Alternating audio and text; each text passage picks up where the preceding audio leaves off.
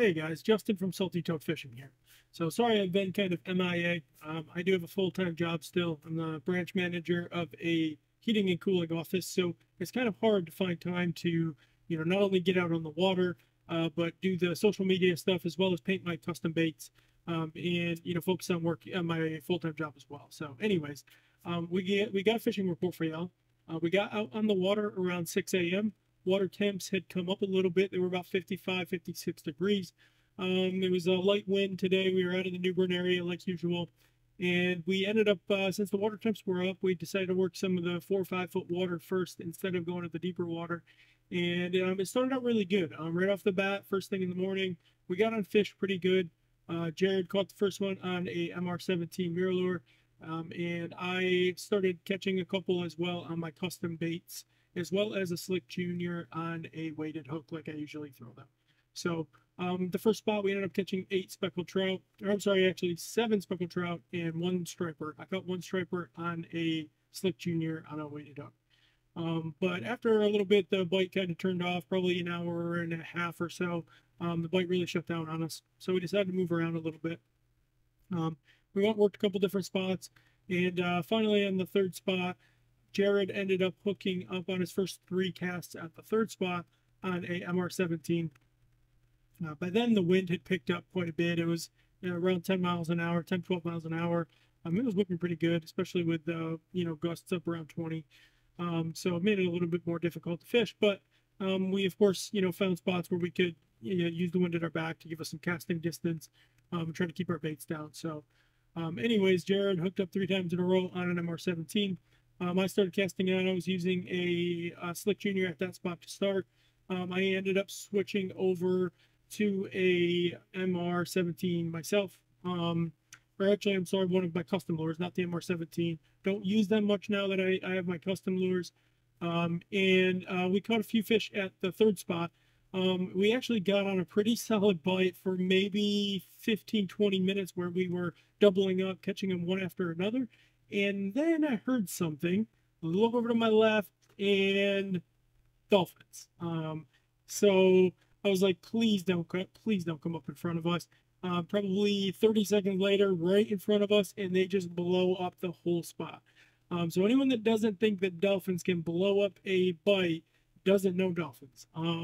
They completely cleared us out. I would say we were, and this is no exaggeration, we were getting at least a hit on every cast, if not hooking up for 15, 20 minutes at the spot. From when I saw the first dolphin, we did not get another hit for the next 30 minutes. We ended up deciding to move on at that point. Moved around a little bit more and ended up finding an even better bite. And at that point, the wind had picked up even a little bit more, 12 to 15 steady. So it was kind of difficult to keep these lighter baits down. Even with the wind at our back, the wind was blowing so hard, it was kind of keeping us skimming up at the top of the water. So what I decided to do is I decided to switch to this bait right here. That is one of my custom painted baits. It's a little bit heavier. It's about 3/4 ounces. And this is in the Caribbean red head color that I paint. And so this bait, it sinks a little bit quicker than an MR18. It's got a nice wobble as it goes down. And you can either steady retrieve or you can twitch it. I like to twitch it really strong. It's got a really nice rattle inside. So I like to give it some really good hard twitches. And my thought process on this was, it's windy. It's hard to keep these baits down. The fish are aggressive. So I'm going to go ahead. I'm going to throw that heavier bait where I can really give it some good action, and move it about mid-water column. At this point, we were fishing in about 5 to 8 feet deep. So I was like, I can let this thing get down a little bit, even with the wind. I can give it some really good action in the mid-water column and hopefully get these fish fired up. And it worked wonders. As soon as I cast it out, first cast, I hooked up.